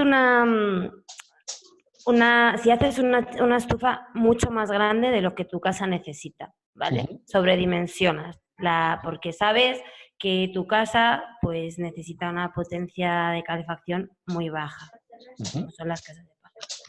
Entonces, ¿qué tal funciona una estufa de inercia como a medio rendimiento? Quiero decir que no se puede hacer. Sí. Porque, por ejemplo, eso, pues tú dices 4 kilos para calentar, para que empiece a funcionar bien esta. Si tú no necesitas tanto calor, ¿cómo haces? 2 kilos. Y entonces no sé. No, regulas, a ver, funcionas en base a ir cargando esa masa de energía, ¿vale? Siempre que la vas a cargar con un fuego completo. lo que puedes hacer es que si tienes 5.000 kilos, o bueno, depende del tamaño de la estufa, pero vamos, 3.000 kilos, 5.000 kilos de masa, ¿vale? Yo uso el símil muchas veces de un convoy de un tren, un convoy de vagones con una locomotora, ¿vale? Si yo una locomotora la pongo a 100 kilómetros por hora, sube muy rápido y baja muy rápido de velocidad. Si cuando llega a 100 kilómetros por hora suelto el pie del acelerador, va a bajar muy rápido. Si yo le pongo 10 vagones, va a tardar más tiempo en subir de temperatura, o sea, de subir de velocidad o de temperatura, si los vagones son masa, ¿vale? Pero luego va a tener mucha más energía acumulada ese convoy y si suelto el pie del acelerador va a tardar más tiempo también en perder esa velocidad. Si yo en vez de 10 vagones tengo 100 vagones, voy a tardar un montón en subir a 100 kilómetros por hora, ¿vale? A subir a su temperatura de funcionamiento. Pero luego puedo soltar el pie del acelerador y esa temperatura se va a mantener mucho tiempo hasta volver a caer, ¿vale? Entonces, el funcionamiento o los acelerones van por carga completa de leña. Es decir, si a mí me caben 8 kilos en la estufa, 8 kilos son los que debo de cargar para asegurar el ciclo de combustión óptimo en ese sistema y en ese diseño de combustión. Ahora, ¿qué ocurre? Esa masa, ese calor me lo va a acumular en la masa. Si yo tengo una estufa sobredimensionada, pues esa masa me va a durar mucho más tiempo. Entonces voy a subir la estufa a su temperatura y esa temperatura me va a durar, pues en vez de 14 horas, o 16 horas, o 24 horas, o 48 horas, o 72 horas, depende de lo que haya, en cómo me haya pasado yo de sobredimensionar. Lo que sí voy a tener es una estufa que voy a tardar mucho tiempo o sea, voy a tener un ciclo más allá de las 24 horas, que normalmente es el ciclo recomendable, ¿no? Para tú poder corregir, decir, oye, pues hace frío, hago un fuego y me subo la temperatura y hoy, que hace frío, alcanzo esa temperatura. Que mañana no hace frío, pues la dejo enfriar. Que no hace frío, oye, pues no vuelvo a hacer fuego. Ah, que vuelve a hacer frío, pues vuelvo a hacer un fuego, ¿no? Y vas funcionando en base a ciclos, pero es difícil pasarse cuando tienes una masa, ¿vale? Porque vas cargando esa masa poco a poco. Si tuviera muy poquita masa, sí podría ser que el hacer un fuego, o sea, si yo tengo una estufa y le doto de poca masa, me puede llevar a picos de temperatura muy extremos, subida o bajada, subida, bajada. Pero si yo le doto de masa, voy a llevar unos ciclos ondulantes mucho más suaves. Entonces puedo regular, pero siempre en base a cargas completas. Vale. Y por ejemplo, vale, genial, me ha quedado muy claro. Y por ejemplo, en el caso de que haga muchísimo frío, muchísimo más de lo que esperabas, ¿qué haces? En vez de esperar las 24 horas a que termine el ciclo, ¿la cargas más y tienes una respuesta calorífica más fuerte? ¿O no es posible hacer esto? A ver, Porque no, en una chimenea normal le abrirías el tiro y entonces el fuego produciría más energía calorífica, se quema la leña mucho más rápido, pero produces una potencia de calor mucho más fuerte. Pero en este caso, ¿cómo hacemos? Vale, pues mira, yo antes he dicho que hay una potencia estimada por cada batchbox, hay una potencia estimada en función de un fuego al día, 2 fuegos al día o 3 fuegos al día, ¿vale? Yo cuando dimensiono una estufa normalmente cojo la temperatura más fría del año, la temperatura media más fría del año, es decir, si es en enero en Teruel hace menos 7 grados de media, es la que yo cojo como temperatura mínima. A partir de ahí digo, temperatura mínima, ¿qué temperatura quiero en la casa? Y saco una diferencia. Y ahí hago una estimación con esa media de la temperatura más fría. De repente en Teruel me viene ese año en el que no hace menos 7, hace menos 14. Pues sálvese quien pueda. Quiero decir, si en vez de 3 fuegos tengo que hacer 4 fuegos o tengo que hacer 5 fuegos, no es lo ideal para este tipo de estufas, pero si me estoy pelando de frío, pues una de dos, o me complemento con una catalítica o me pongo de un jersey más, o quiero decir, porque si yo tengo hecho la estimación para poder estar interiormente en la casa con 19, 20 grados, ¿vale? Que es lo que yo he hecho la estimación, pues a lo mejor la estufa lo que va a hacer va a ser mantenerme la temperatura a 16. Pues, oye, me tengo que poner un jersey, una manta, es decir, ahí es como cualquier sistema, ¿no? Lo lógico es no dimensionar esa estufa para cuando haga menos 15 grados. porque entonces me va a sobrar, va a salir un bicharraco de estufa enorme que solamente voy a usar una vez cada 25 años. ¿Sabes? Entonces, a ver, lo ideal de las estufas, ¿por qué no es ideal funcionarlas a régimen continuo, sino dejarlas un tiempo entre un fuego y otro fuego? Porque se habla de 1, 2 o 3 fuegos. Porque cuando hay una norma en termodinámica que dice que el intercambio de calor entre dos cuerpos es más fuerte, es más rápido, cuanto mayor diferencia de temperatura hay entre esos dos cuerpos, ¿vale? Esto quiere decir que si yo tengo el humo a 200 grados y la pared interior de la estufa a 0 grados, ¿vale? Por poner un ejemplo, van a intercambiar calor muy rápido. Cuando el humo ya ha calentado la pared de la estufa y la tengo a 150 grados, ¿vale? Entre 200 grados y 150 grados van a intercambiar relativamente poco, ¿vale? Entonces, cuando yo echo un fuego y tengo la temperatura interior del conducto interior de las superficies interiores de la estufa, están muy calientes, están a 150 grados, ¿vale?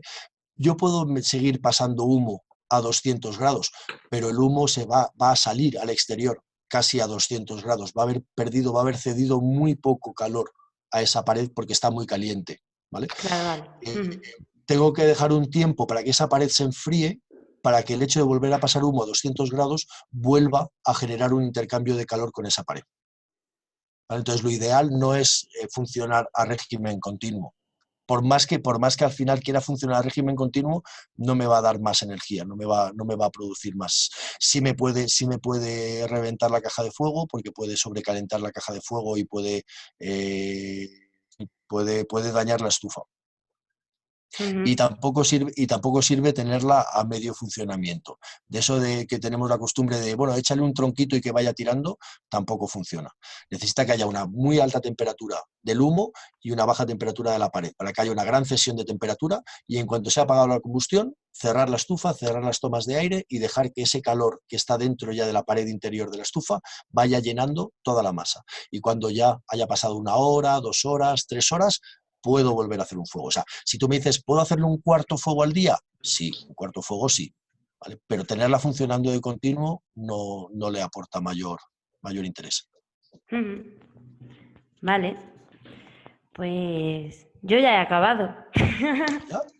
Sí. Creo que tengo alguna chorrada más, pero te la diré por mail. Dila ahora, no te cortes. Es una chorrada. No, es que además me voy a tener que marchar porque he quedado a las 9 y me tengo que ir así. Me he aprovechado de todos tus conocimientos y me voy. Muy bien, has hecho perfecto. Para eso he venido. Que muchísimas gracias otra vez. Saludos a todos, me voy porque había quedado a las 9 y son las 9 y me queda media hora de camino. Así que gracias. Eso es que ha sido interesante. Gracias a ti, Carmen. Sí, un besito. Hasta Chao. luego. Chao. Hola, yo tengo un par de preguntas. Sí. ¿Qué hay, Pablo? Mira, una cosa. Hola, ¿Podrías Paco. hablar un poquito más del tema de la bivalencia, del tema del verano que habías comentado antes? Y otra cosa que yo tenía también entendido, que estas estufas se basan en el tipo rocket, ¿no? Es decir, la doble combustión, ¿verdad? Entonces, sí, como que aquí se podía poner madera verde, porque como se va a quemar todo el humo, pues el efecto, digamos, contaminante de esa madera en ese tipo en la rocket es menos problema que en una combustión normal. No. A ver, efectivamente estas estufas tienen una doble combustión, ¿vale? De hecho, el modelo de diseño es la Bassbox, es una caja y al final, al fondo de la caja, hay una especie de ranura, ¿vale? Y en esa ranura existe una pieza que le llaman la cobra que va a inyectar oxígeno a esa ranura, ¿vale? Entonces, hay una primera combustión en la caja principal, el fuego se va a tener que meter por esa ranura, donde se produce un efecto Venturi, es decir, un efecto de aceleración, porque esa ranura es más estrechita, ¿sí? Entonces se produce un estrechamiento, se mezclan esos gases que se iban a ir de la primera combustión sin quemar, se mezclan con ese aporte de oxígeno nuevo y además es un espacio de muy alta temperatura, ¿vale? Y se van a inflamar los gases y van a quemar en lo que os he dicho antes, que se llama el riser, que sería esa segunda cámara de combustión vertical, ¿vale? Entonces, efectivamente, las rockets tienen una doble cámara de combustión. Pero, ¿por qué leña húmeda no? Y además, no en cualquier tipo de combustión, de sistema de combustión.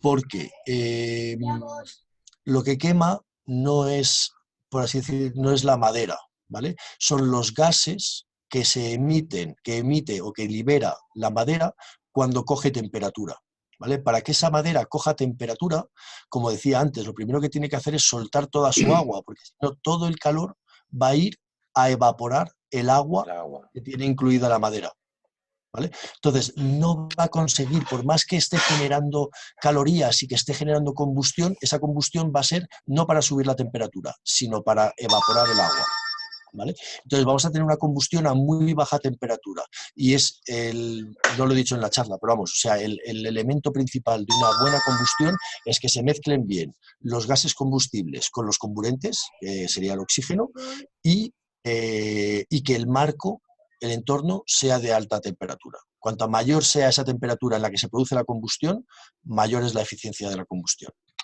Entonces, madera, leña, nunca, pero ni en chimeneas abiertas, ni en estufas de inercia, ni en estufa rocket, ni de doble combustión, ni de nada.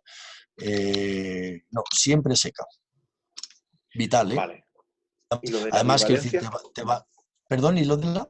Sí, no, termina. No, digo, no sé qué te iba a decir, se me ha ido. Bueno, se me ha ido. No sé, se me ha ido. No. Sí, Da igual, ¿qué me has dicho? madera seca siempre, sí. Vamos, Siempre. en las abiertas, por supuesto, sí. Pero vamos, yo tenía, no sé, en algún sitio había leído eso, que como era tan eficiente que este tipo de combustión quema el humo, ¿no? Que es de lo que se trata, ¿no? Que no queden humos casi a la salida, pues por eso pensaba yo que con la verde se podía, vamos, que no era Sí, tan perjudicial. Pero bueno, sí, ya está te he perdiendo explicado que energía, lógicamente, sí. va a perder mucho poder calorífico, porque mucho de ese poder calorífico lo va a utilizar para evaporar ese agua. Okay. ¿Y qué me decías antes de la equivalencia? Sí, de la bivalencia. Sí, habías comentado algo que en verano, incluso en verano tener una masa térmica, o sea, una masa grande ahí en medio de la casa, que ayuda a que el cambio de temperatura, me imagino, no sea tan grande, ¿no? Pero claro, no sé es como, a ver, hay dos, yo entiendo que hay dos características de los materiales, ¿no? Pueden ser aislantes. Bueno, los hay que no son ni chicha ni limona, que eso no nos sirven para nada. Lo que decir, pueden ser aislantes o pueden ser inerciales, ¿no? Pueden tener masa y tener mucha inercia.